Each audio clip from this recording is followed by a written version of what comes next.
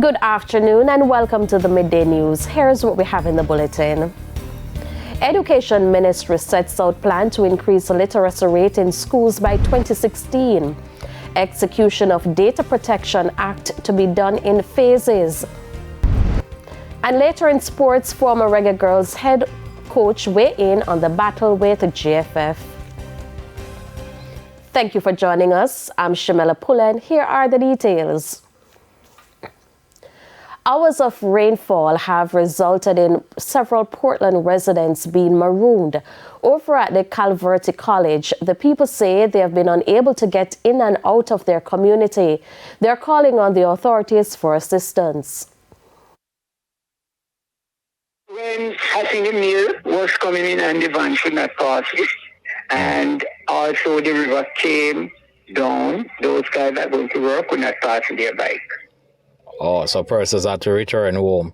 Have to return back from Big Spring at Petershill. About what time that happened? Probably about 8 o'clock, the bike turned back, and probably about what? Anytime, I think about 8:30, the van has to turn back. Also, copies down here to come up, and because of the black road, they cannot come up with it. So at present, as we are speaking, what is happening now in the community? I call the parish council, and they are trying to locate a shop to clear the road.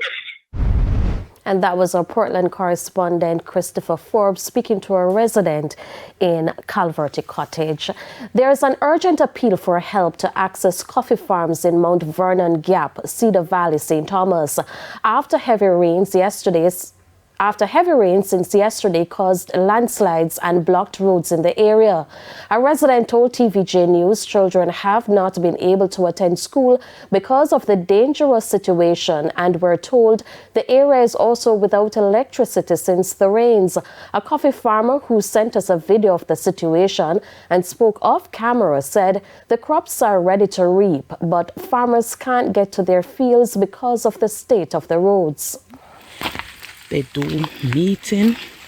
Mr. Warmington toured it last year with the Member of Parliament. And, well, we're constantly getting rain, so we have landslide. So this is the roadway now. Nobody cannot pass. Pedestrian barely can cross it. TVJ News is on the ground and will bring us more details in Primetime News at 7. The Education Ministry says plans are in place to increase the literacy rate among students by 2026. Speaking at the Weekly Post Cabinet Press briefing this morning, Education Minister Favour Williams says the literacy rate has fallen since the COVID-19 pandemic. This is especially among grade 4 students.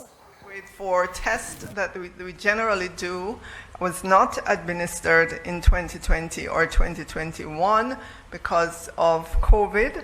In 2022, we saw the impact, the negative impact of COVID on literacy. And so we're back on track for 2023.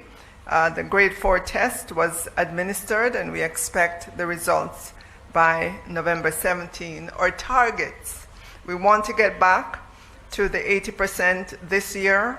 For 2024, 2025, 85%, and for 2025, 2026, 90%. Mrs. Williams says the ministry is going to do this by targeting some 248 primary and secondary schools that are performing at unsatisfactory levels. There are 4 such indicators. Teaching in support for learning, we looked at that. Student academic performance, students' academic progress, and the curriculum and enhancement programs that are in the particular school. And that exercise demonstrated to us that there are 126 primary schools and 56 secondary schools that are performing unsatisfactorily based on these key performance indicators. And so the focus will be there. The execution of the Data Protection Act will take effect December 1, 2023 and will be done in phases. That's according to Minister without portfolio in the Office of the Prime Minister with Oversight for Skills and Digital Transformation, Dana Morris-Dixon. Speaking at today's post-cabinet press briefing, Mrs. Morris-Dixon says the Data Protection Act, which was passed in 2020, provides guidelines on how personal data should be handled in physical or electronic form. On this road, which is a journey that Jamaica cannot not be on, especially given what is happening globally, protecting people's privacy, protecting people's right, it's a right to privacy, is really central. And that is what this data protection law is about. It's not something that we should fear. It is something that is good. It's about the protection of an important right. But she says while some companies and government agencies are ready, others are not. We have had consultations with the private sector, and I thank the private sector for their openness and their open dialogue on where the challenges are. And they've indicated that some of their members and some of our private sector leaders are not ready as yet for the full implementation. And so we are looking at how we can phase the implementation in, and we will give more details on that in the coming weeks in terms of how we will phase it in. Meanwhile, Mrs. Morris-Dixon provided an update on the National Identification System, NIDS.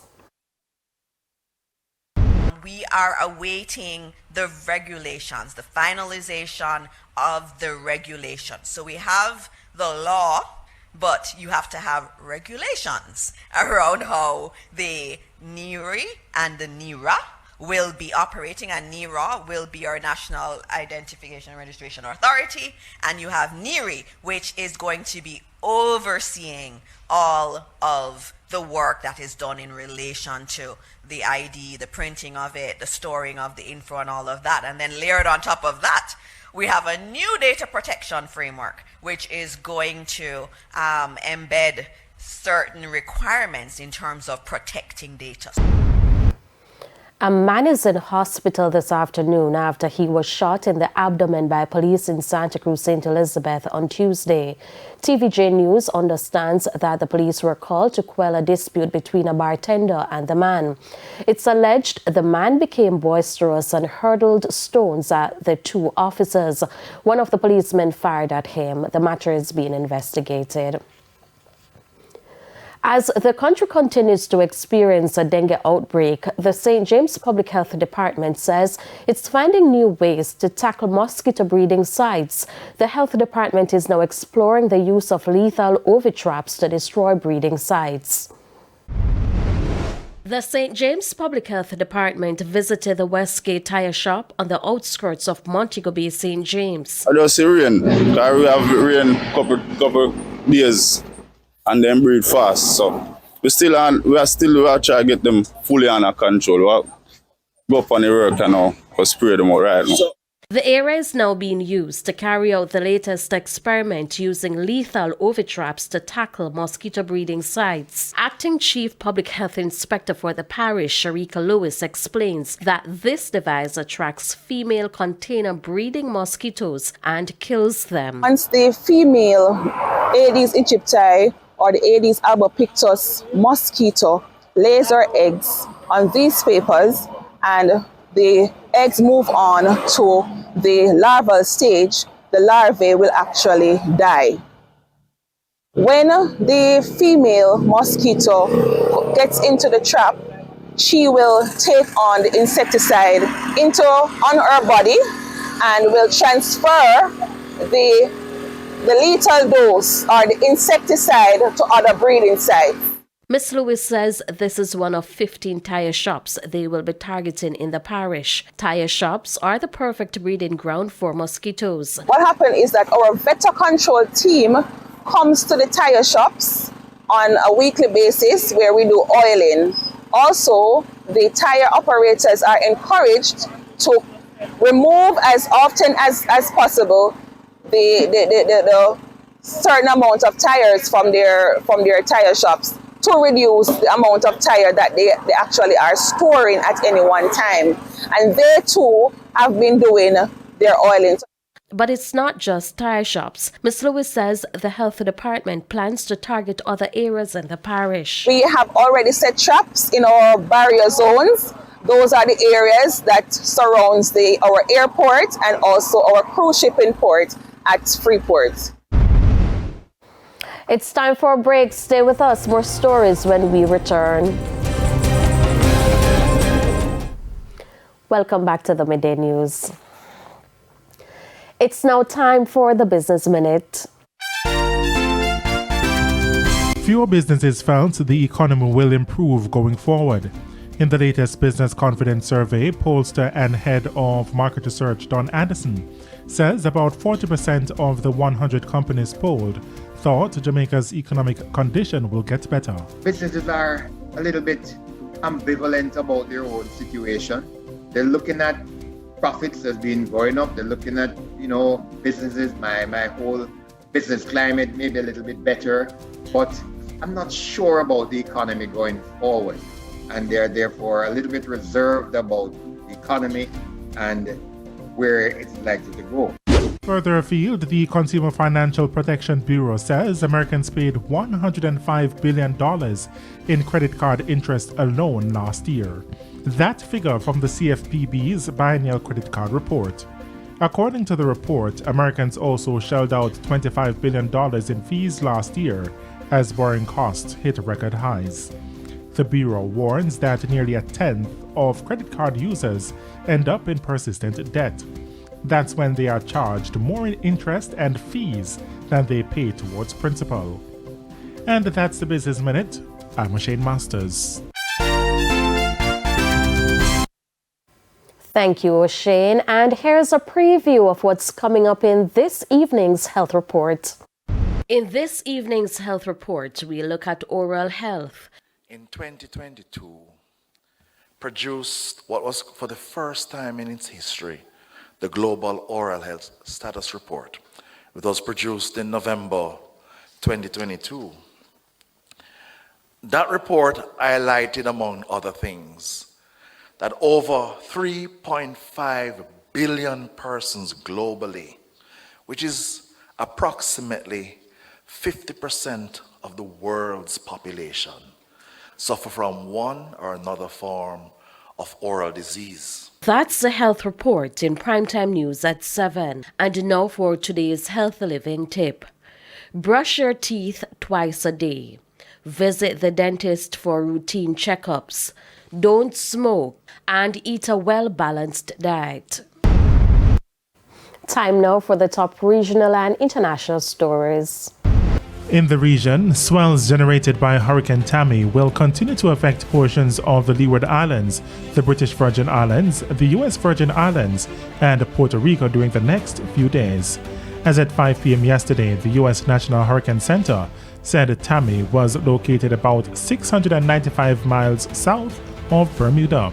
It's expected to turn towards the northeast later today, and this general motion should continue through tomorrow. On the international scene, at least 7 people are dead and dozens injured after a massive car pileup along Interstate 55 in Louisiana, United States yesterday. The crash is believed to have been caused by thick fog and fumes from multiple marsh fires. Authorities say about 100 cars were involved in the incident. We head to a quick break. When we come back, we'll have your midday sports report with Spencer Darlington. Thank you, Spencer. And that's the Midday News. I'm Shamela Pullen. Join us at 7 for Primetime News. On behalf of the news, sports, and production teams, good afternoon.